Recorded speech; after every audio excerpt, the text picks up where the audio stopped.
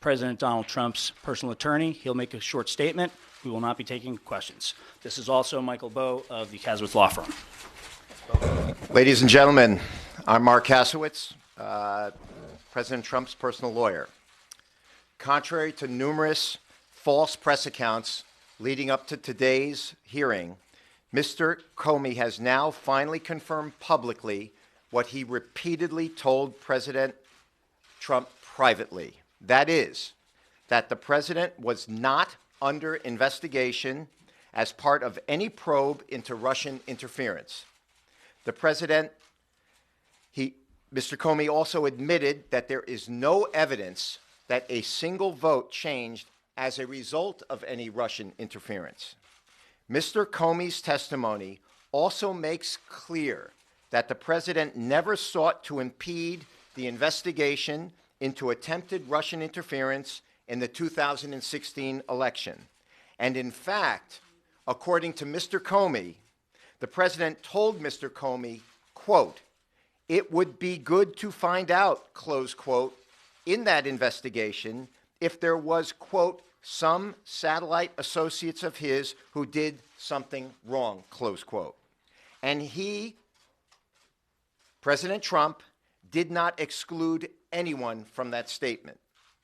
Consistent with that statement, the president never, in form or substance, directed or suggested that Mr. Comey stop investigating anyone, including the president never suggested that Mr. Comey, quote, "let Flynn go," close quote.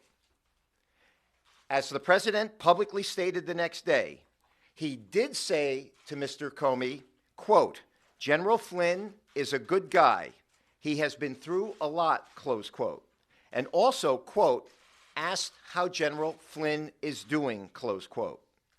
Admiral Rogers testified today that the president never, quote, "directed him to do anything illegal, immoral, unethical, or inappropriate," close quote, and never, quote, "pressured him to do so," close quote. Director Coates said the same thing. The president likewise never pressured Mr. Comey. The president also never told Mr. Comey, quote, "I need loyalty. I expect loyalty," close quote. He never said it in form, and he never said it in substance. Of course, the office of the president is entitled to expect loyalty from those who are serving the administration. And from before this president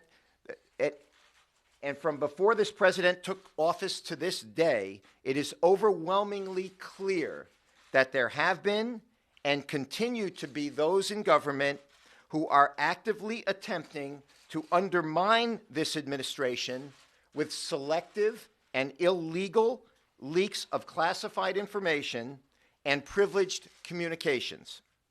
Mr. Comey has now admitted that he is one of these leakers. Today, Mr. Comey admitted that he unilaterally and surreptitiously made unauthorized disclosures to the press of privileged communications with the president. The leaks of this privileged information began no later than March 2017, when friends of Mr. Comey have stated that he disclosed to them the conversations that he had with the president during their January 27th, 2017 dinner and February 14th, 2017 White House meeting. Today, Mr. Comey admitted that he leaked to friends of his purported memos of those privileged communications, one of which he testified was classified.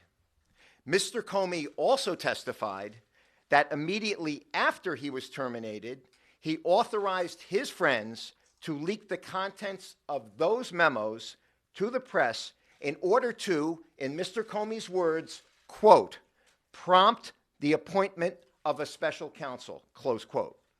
Although Mr. Comey testified that he only leaked the memos in response to a tweet, the public record reveals that the New York Times was quoting from those memos the day before the referenced tweet, which belies Mr. Comey's excuse for this unauthorized disclosure of privileged information and appears to be entirely retaliatory. We will leave it to the appropriate authorities to determine whether these leaks should be investigated along with all the others that are being investigated. In sum, it is now established that the president was not being investigated for colluding with or attempting to obstruct any investigation.